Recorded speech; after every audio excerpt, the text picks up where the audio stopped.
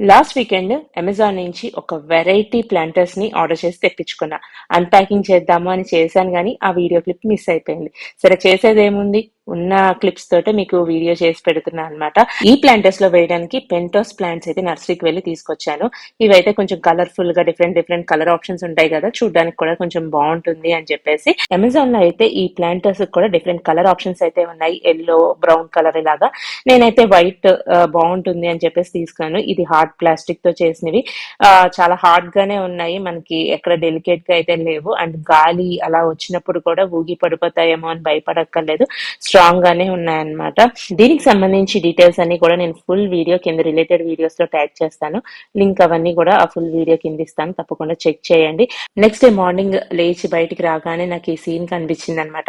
ఈ పువ్వుల మీద అలా బటర్ఫ్లైస్ వాళ్తూ కనిపిస్తే చాలా బాగా అనిపించింది. బయట నుంచి లుక్ ఇలా ఉందన్నమాట. మీకు ఎలా అనిపించిందో కామెంట్ చేయండి.